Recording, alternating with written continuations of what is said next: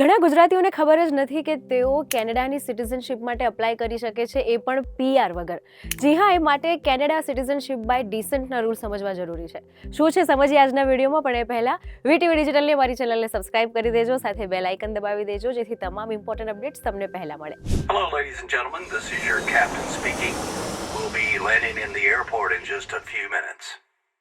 હા, this is Janvi. વીટ વિદેશના આજના વિડીયોમાં જાણીશું કે કેનેડાની સિટીઝનશિપ તમને મળી જાય પણ પીઆર વગર, તો એ ખરેખર છે અને છે તો કઈ રીતે છે.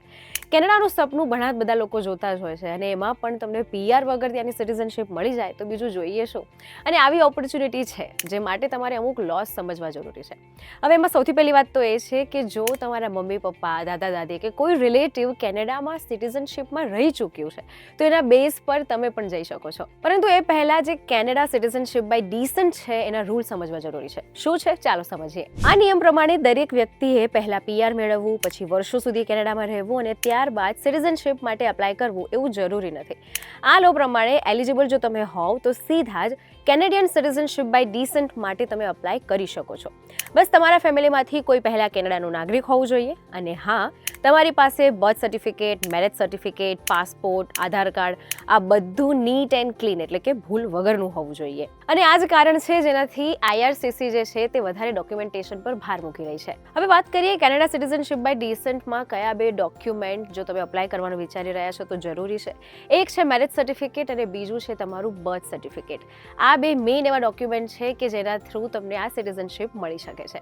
તો સિટીઝનશિપ બાય ડિસન્ટમાં સૌથી અગત્યનું કામ એ જ છે કે ફેમિલીના રિલેશનને ઓથેન્ટિક કરવા, પ્રૂવ કરવા.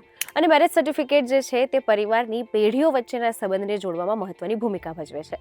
બર્થ સર્ટિફિકેટ એટલે કે proof of parent child relationship, અને મેરેજ સર્ટિફિકેટ એટલે લિંક બિટવીન જનરેશન્સ.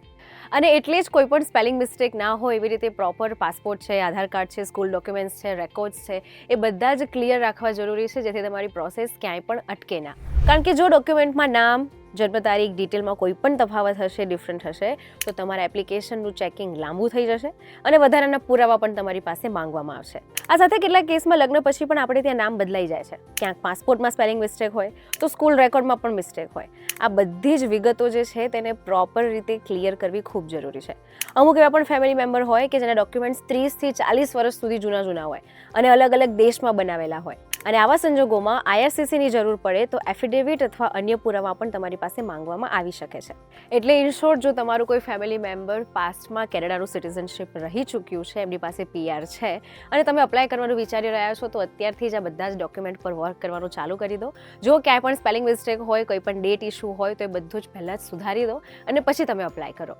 એટલે તમે જો કેનેડાની સિટીઝનશિપ માટે અપ્લાય કરવાનું વિચારી રહ્યા છો, જેમાં પણ આ બર્થ સર્ટિફિકેટ, મેરેજ સર્ટિફિકેટના ડોક્યુમેન્ટ થ્રુ જવા માંગો છો, તો પહેલાં બધા જ ડોક્યુમેન્ટ ક્લિયર કરી દેજો. જો કોઈ ફેમિલી મેમ્બર કેનેડાનું સિટીઝન રહી ચૂક્યું હોય તો એના પુરાવા, એના ડોક્યુમેન્ટ પણ પ્રોપર ચેક કરી લેજો અને પછી અપ્લાય કરજો.